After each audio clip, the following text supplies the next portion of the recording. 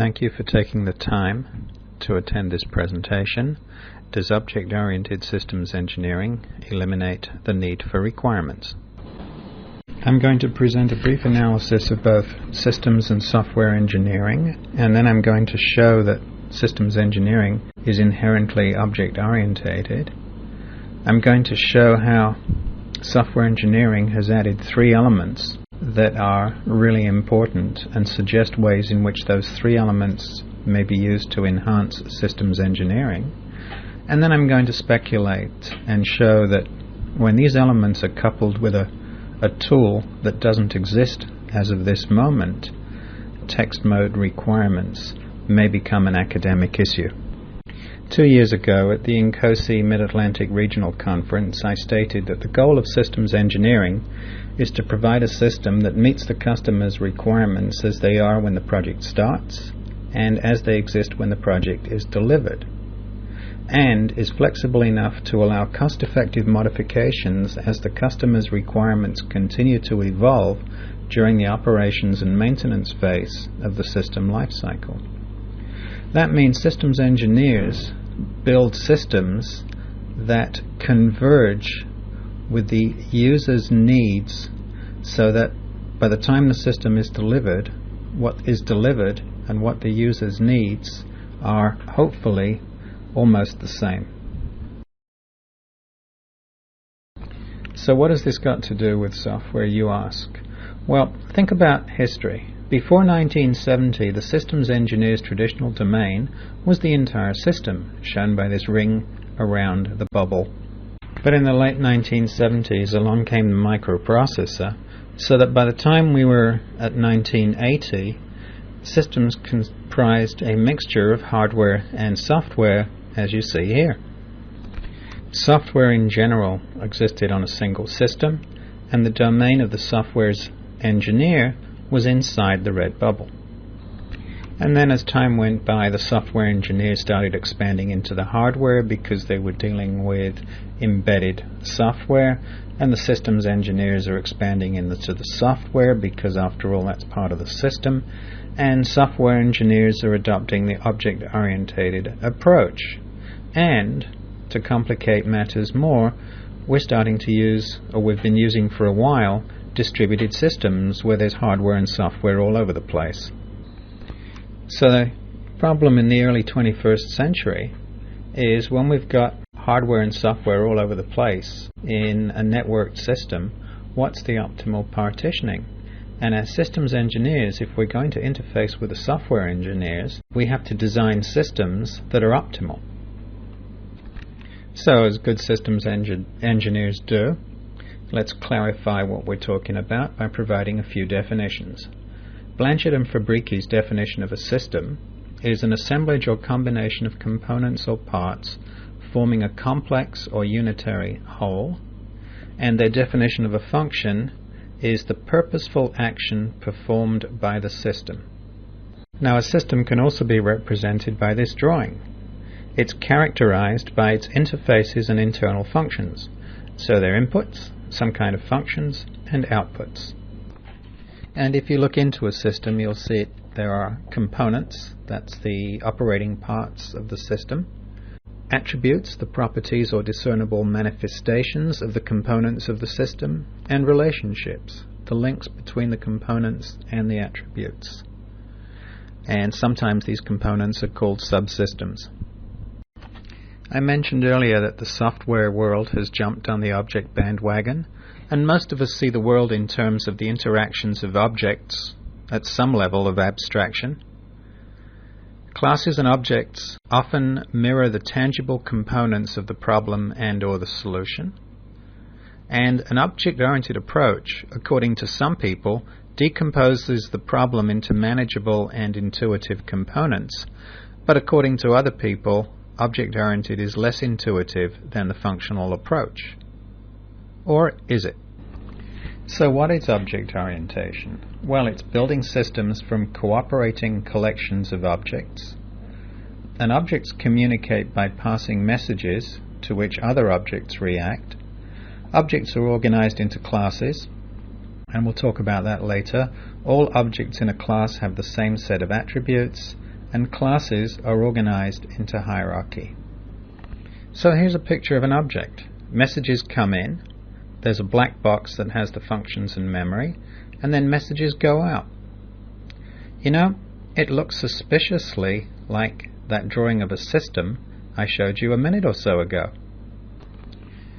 So to try and get an answer to that question, I looked up the description of an object in a book. An object is described by its definition. By part of its definition, that's something it inherits from a parent object, by its attributes, by its relationships with other objects, and by its internal actions. Now, when do you think that book was written? 1970? 1980? 1990? Or even in the 21st century? If you picked any of those, you were wrong. It was written sometime around 1200 by Moses Maimonides in the Guide for the Perplexed. And if you're interested in looking it up, it's the Dover publication, 2nd edition, 1956, page 69 to 70, in the translation by M. Friedlander. Now, even in the software world, there are different viewpoints as to what an object entails. Van Vliet provides the following definitions: the modeling European definition, the philosophical one, software engineering, implementation, formal, object in the problem domain, and object as a solution. Consider each of them. In the European viewpoint, an object is a conceptual model of some part of a real or imaginary world. Each object has an identity that distinguishes it from all others. Objects have substance, that is, properties that can be discovered by investigating the object. From the philosophical viewpoint, objects are existential abstractions. They're ephemeral, which means they exist for a period of time, or they can be eternal, and they live forever. From a software engineering viewpoint, objects are data abstractions encapsulating data as well as operations on the data. And software engineering stresses locality of information and representation independence. Representation independence? Isn't that something like the way requirements should be in systems engineering? And from an implementation viewpoint, they can be a contiguous structure in memory, that is, all the software is in one area, and they may be a composite or an aggregate, which means they might possess other objects. The formal viewpoint considers an object as a state machine with a finite set of values and a finite set of state functions. In the problem domain, objects are abstractions reflecting the capabilities of a system to keep information about it, interact with it, or both. And from the solution viewpoint, objects are encapsulations of attribute values and their exclusive services. So in systems engineering, the traditional design process is to identify the functions performed by the system, and then partition the system such that each combination of one or more functions is performed by a physical subsystem. In the object world, it involves three major steps that are performed in an iterative manner: identify the objects, determine their attributes and services, and note the functions performed by the system are represented by the services performed by the objects. In other words, services and functions are the same thing. And then determine the relationships between the objects in the system. So aren't the same two factors implicit in both descriptions?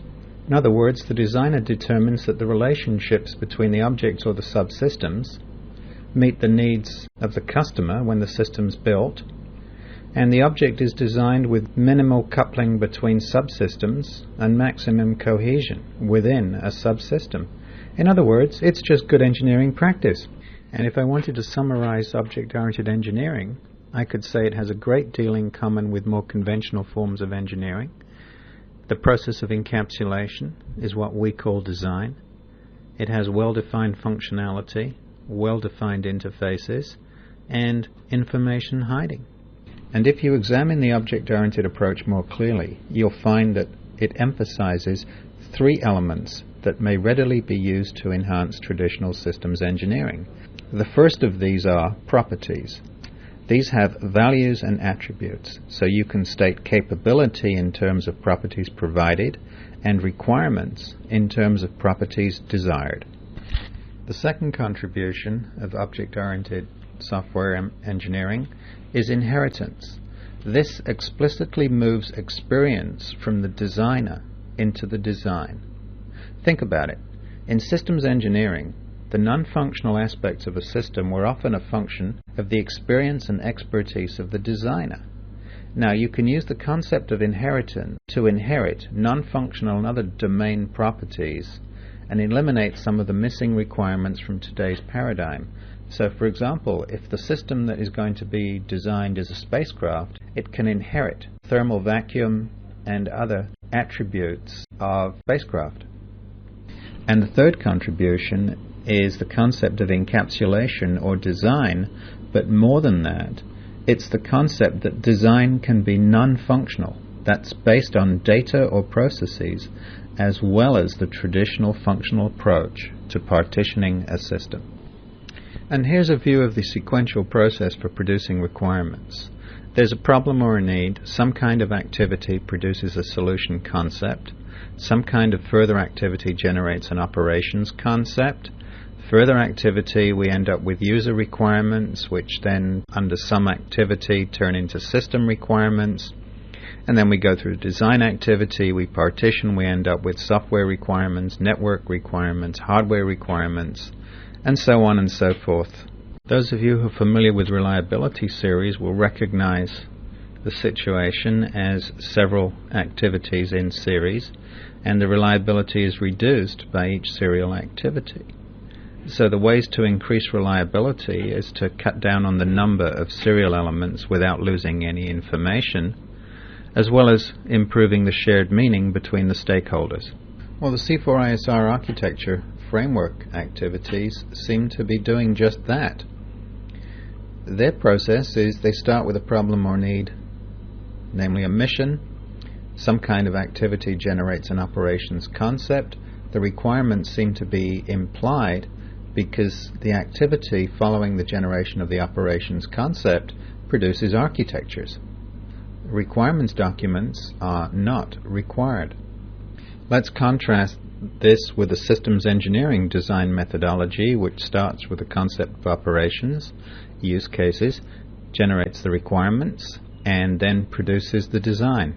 Consequently, it should be no surprise when you look at the object-oriented systems engineering methodology, it goes from use cases through requirements to objects, which have properties. However, object-oriented software engineering takes a different path. They go directly from the use cases to the object. And if I overlay the two approaches, those of you with an electrical engineering background will see that the software engineering approach short-circuits the requirements part of the systems engineering approach. Which leads to the question, is there an alternative to requirements? Well, according to Andrew Gabb, a requirement is just an expression of a perceived need that something be accomplished or realized. And Van Gaspik and Martin quote Dahlberg as stating, "We don't perform systems engineering to get requirements, we perform systems engineering to get systems that meet specific needs and expectations." So what systems engineering appears to have forgotten is that requirements are used to document user needs in a verifiable manner. Requirements are a means, not an end. There's nothing divine about requirements. They're just a convenient, poorly used tool for translating user needs into a system that should be built. So is there a replacement for requirements? And perhaps one of them could be use cases stated in a verifiable manner so that measures of performance and measures of effectiveness are included in the use case.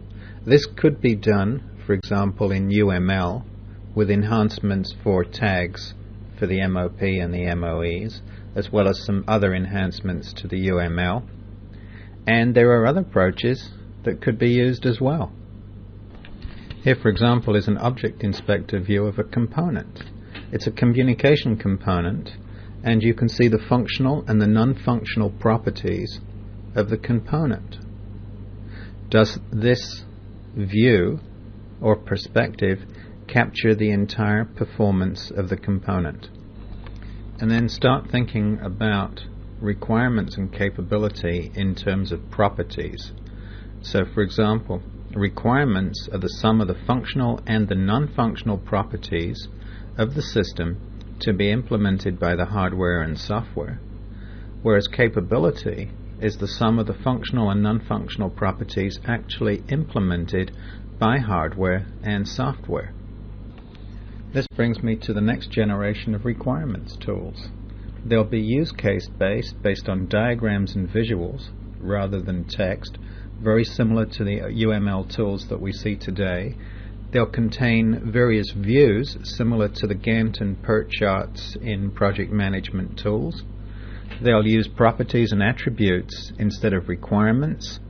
They'll contain MOEs and MOPs tagged to the use cases for verifiable properties and attributes. And they'll use inheritance to provide many of today's missing requirements. And so to get ready for the new paradigm in object-oriented systems engineering, to get ready for using those tools, stop referring to functional and non-functional requirements, start referring to properties needed by the customer and properties provided by components, use the concept of inheritance of attributes, and partition the system in such a way that you design for optimal, minimally coupled components. So in the short space of time I have left, my conclusions: systems engineering is inherently object-oriented. Textbook systems engineering looks at alternative, then selects the optimal one based on a set of evaluation criteria. And software engineering tends to pick one model or solution early in the design process and run with it. There's just a different perspective. Using an object-oriented approach and the next generation tools of systems engineering to capture and track properties should result in more systems being built correctly the first time. However, systems engineering should not adopt the current object-oriented approach per se. Systems engineering should adopt elements of the object-oriented approach, and systems and software engineering should each use the component approach, which is what they're doing, and text-based requirements should be replaced by properties and diagrams. So I put it to you that systems engineering is all about ensuring that all the properties of the system as delivered are at least equal to the properties of the system needed. Thus, it is inherently requirements-free. Any comments?